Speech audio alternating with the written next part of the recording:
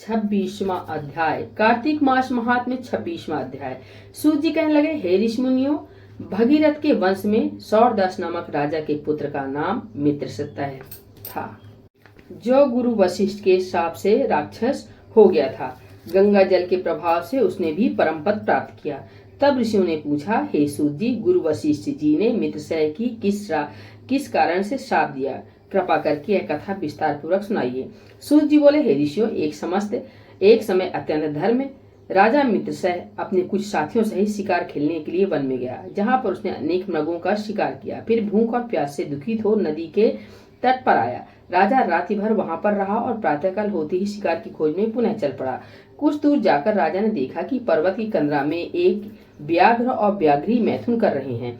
राजा ने धनुष पर बाण चढ़ाकर उन पर छोड़ दिया। व्याघ्री बाण लगते ही तत्काल वहीं पर गिर पड़ी और थोड़ी ही देर में उसके प्राण निकल गए। तब व्याघ्र राक्षस रूप धारण करके अत्यंत क्रोधपूर्वक बोला, हे राजन, तुमने मेरे साथ घोर अन्याय किया है, मैं इसका बदला अवश्य लूंगा। इतना कहकर वह राक्षस दुखित होता हुआ वहां से चला गया।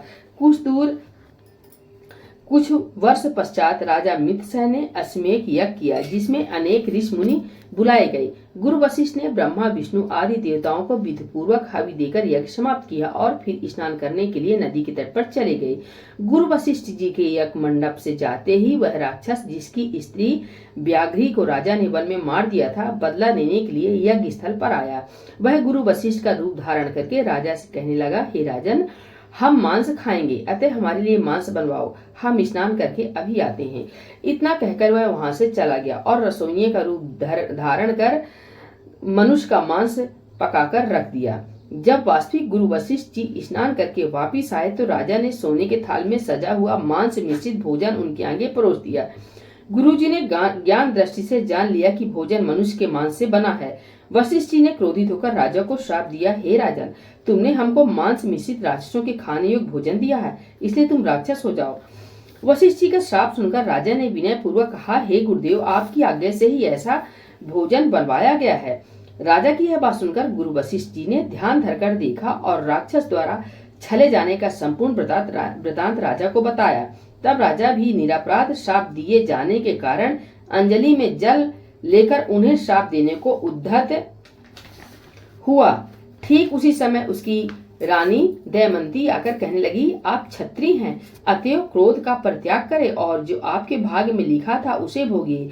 जो मनुष्य अपने गुरु पर रोष करता वह वन में जाकर ब्रह्म में राक्षस होता है, अतः शांति रहिए। स्त्री के इन वचनों को सुनकर राजा क्रोध त्याग कर विचार करने लगा कि अब क्या करना चाहिए। फिर राजा ने अंजलि के जल को ज्यों ही अपने पैरों पर डाला त्यों ही उसके पैर काले पड़ गए। इस कारण वह राजा राक्षस रूप में कालमाशपाद के नाम से विख्यात हुआ। निरपराध राजा गुरु वशिष्ठ के चरणों में गिरकर बारंबार क्षमा मांगते हुए अपनी मुक्ति का उपाय पूछने लगा। तब वशिष्ठ जी ने कहा, क्योंकि यह पाप अनजाने में हुआ है, इस कारण मेरे श्राप का प्रभाव 12 वर्ष तक रहेगा। इसके पश्चात तुम अपने वास्तविक स्वरूप में आ जाओगे और अनेक वर्षों तक राज्य का भोग करते हुए गंगा जल के प्रभाव से मुक्ति प्राप्त करोगे और भगवान विष्णु की सेवा करते हुए अनंत काल में विष्णु लोक को प्राप्त होगे। इतना कहकर गुरु वशिष्ठ जी अपने आश्रम को चले गए और राजा राक्षसी देह धारण कर निर्जन वनों में भूखा प्यासा फिरने लगा।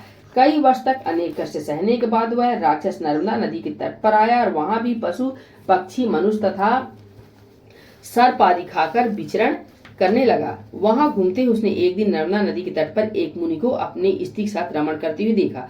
भूख से पीड़ित होने पर जैसे व्याघ्र मृग को पकड़ लेता है, उसी प्रकार उसने मुनि को पकड़ लिया। मुनि की स्त्री ने जब अपने पति को राक्षस के हाथों में देखा तो वह राक्षस रूपधारी राजा से विनय पूर्वक बोली, आप वास्तव में राक्षस नहीं बल्कि सूर्य कुल में उत्पन्न मित्रसेन नामक राजा हैं। मेरा पुत्र भी छोटा है, तब बिना पति के इस वन में कैसे निर्वाह करूंगी, इसलिए आप मेरे पति को प्राणदान दीजिए। प्राणदान से बढ़कर अन्य कोई दान नहीं है। उस स्त्री की इस प्रार्थना का राक्षस पर कोई प्रभाव नहीं पड़ा और जैसे कोई व्याघ्र मृग के बच्चे को पकड़कर खा जाता है, वैसे ही वह राक्षस उस मुनि को खा गया। तब उनकी स्त्री ने उसे श्राप देते हुए कहा, तुम मैथुन करते हुए मेरे पति को मारा है, इस कारण जब भी तुम मैथुन करोगे मृत्यु को प्राप्त होकर पुनः राक्षस योनि को प्राप्त करोगे। यह दो श्राप एक साथ सुनकर राक्षस धाई राजा भी क्रोधित होकर बोला, हे दुष्टे, एक अपराध के बदले में तुमने 2 श्राप दिए हैं, इससे तुम भी पिशाचिनी बन जाओ। इसके पश्चात वह स्त्री पिशाचिनी हो गई और भूख प्यास से व्याकुल होकर उसी वन में इधर उधर फिरने लगी। बोलिए भगवान विष्णु की जय, श्री लक्ष्मी नारायण भगवान की जय, भोलेनाथ भगवान की जय, श्री चिरौरानाथ स्वामी की जय, कार्तिक मास महात्म्य की जय। हर हर महादेव शंभु।